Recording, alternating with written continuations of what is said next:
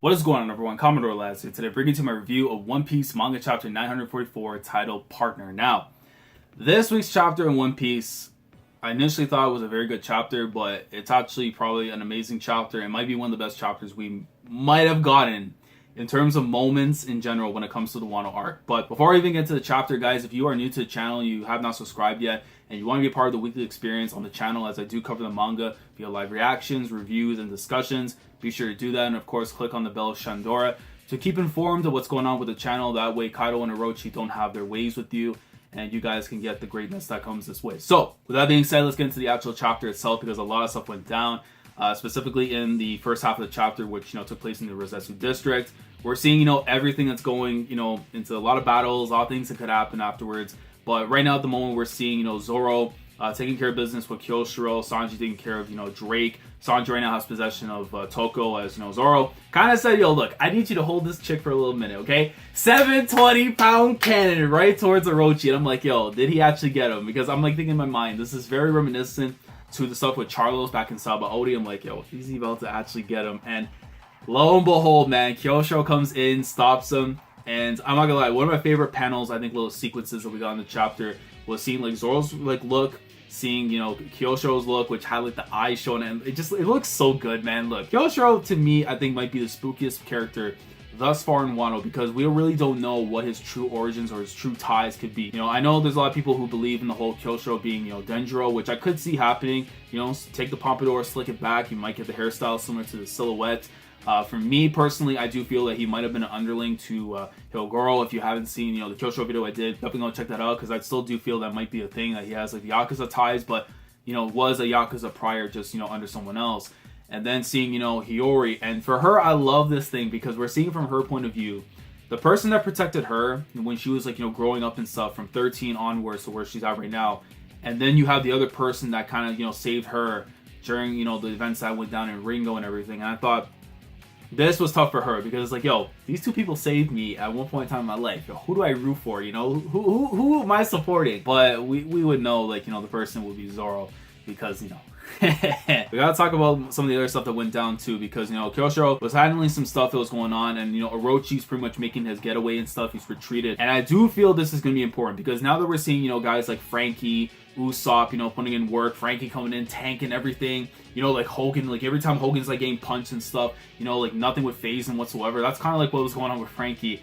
Usopp with the little frog still in his head, just sniping people away, and then Robin and Nami getting ready to go and put some work in as well. So some really good stuff there too. But I feel this is important because Orochi having dipped and kind of retreated away from everything tells me that we're going to see probably some numbers from Orochi's side possibly, diminish a bit because of what's going on at the moment. And I do feel that at the same time, because that Kyoshiro now doesn't have to worry about Orochi being there and everything, and if in fact he is, potentially Denjiro, or he actually is on the side of the rebellion, he wants to be on that side, it's just that he's working under Orochi and stuff, to kind of, as a charade, to kind of gain information that he needs for later on. I would lose my mind if at some point in time, maybe in the next chapter or two, we see him and Zoro fighting, and then if he goes in what happened with Rayleigh and Kuma and stuff, way back at Sabaody and everything. I would lose my mind if something happens like that, where he's like, I'm on your side. I would go nuts.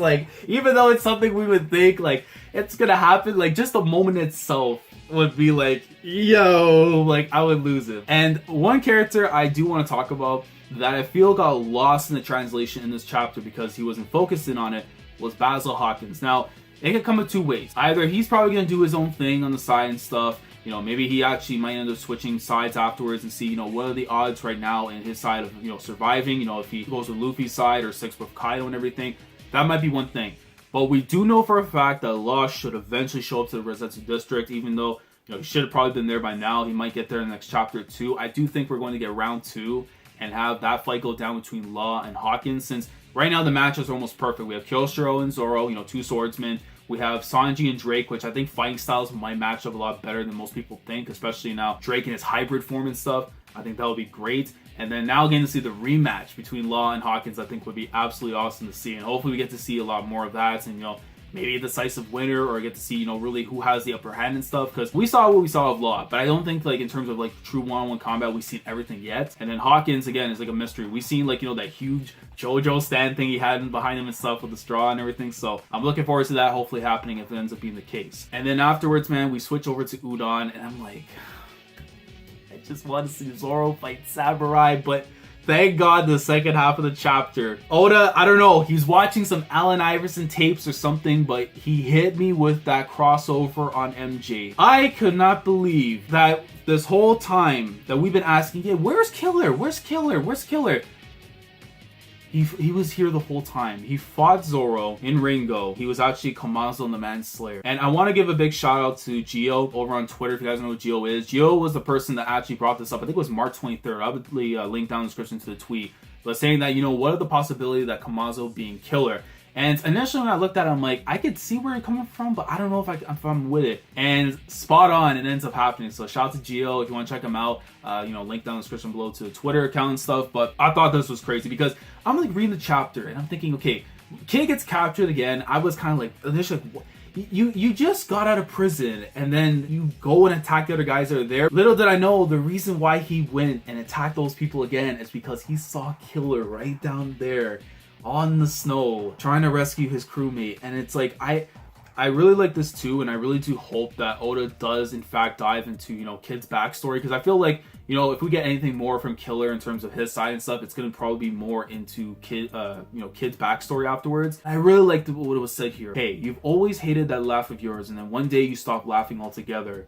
Those who dare to laugh at you have been left at the brink of death, and then one day you put on a mask to completely hide it. I can see like little glimpses of their past as kids and stuff, because remember, they've known each other since their childhood, so the person that he's known the longest, he's just seen somebody like that. Like imagine if something happened to, you'll say Zoro or even to Sanji, right?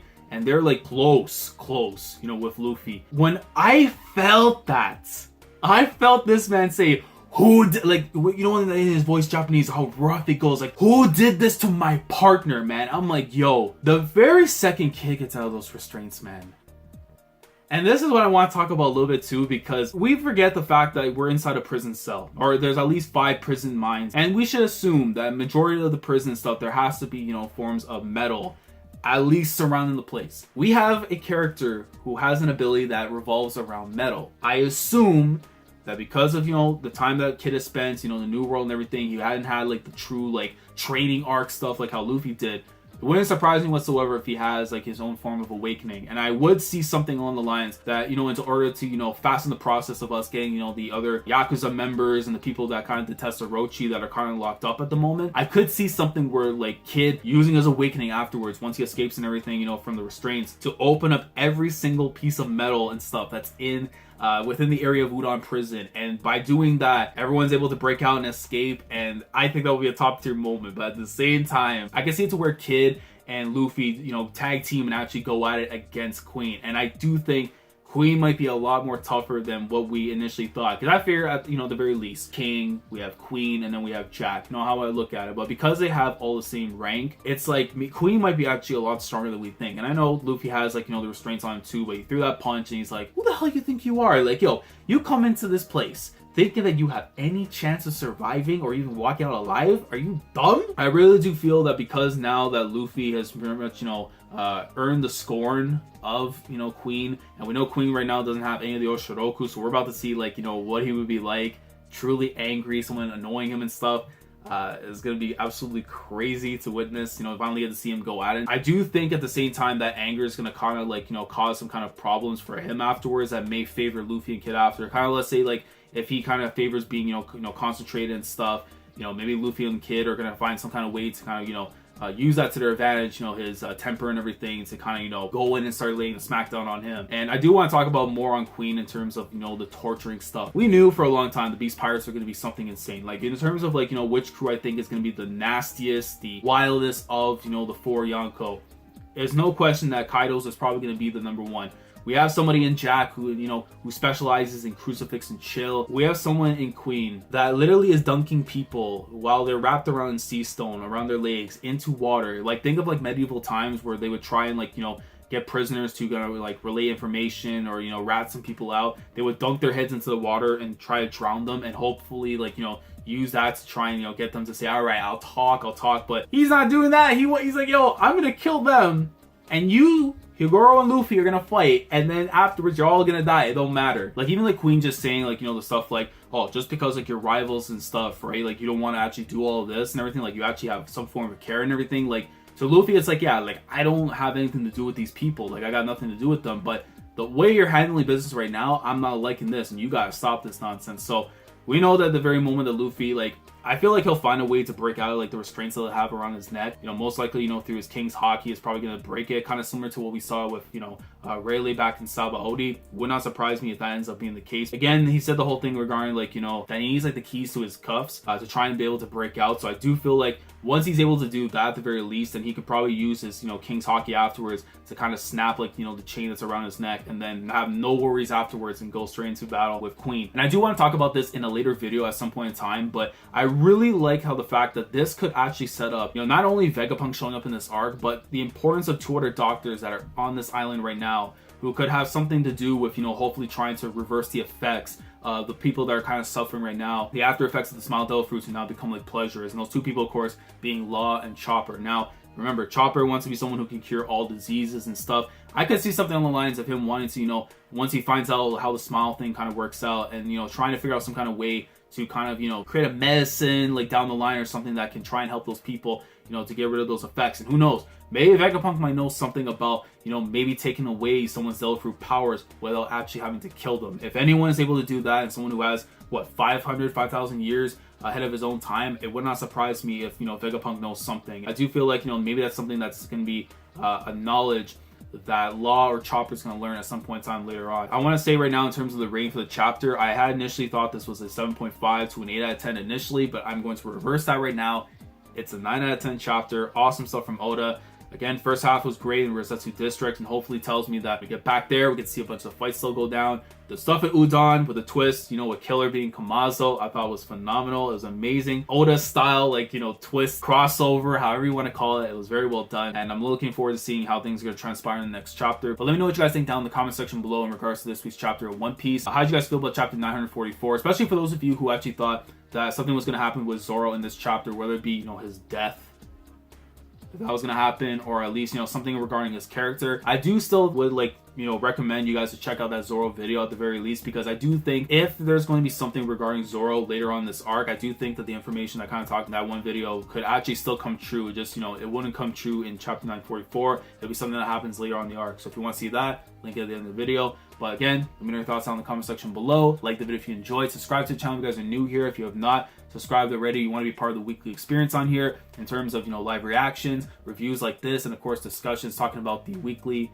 experience of the One Piece manga. Definitely do that if you haven't already, and click on the bell Shandora, because I'm telling you right now, Kaido and Orochi are working with the gods in YouTube. They do not want to see me prosper, but if you would like to see a young man prosper in this day and age, you must do that. With that being said, I'll catch you guys for the next chapter, 945 of the best-selling manga in history, and I'm looking forward to see what's going to go down, whether it be Big Mom starting up this prison break, whether it be Kid's awakening at some point in time and maybe his backstory, or getting to see the fight I want to see the most. 2 fights actually. Zoro and Kyoshiro, and Basil Hawkins versus Trafalgar Law. So, Commodore Lad signing off. Thank you so much for watching, and as always, take care. Going crazy, yeah, we going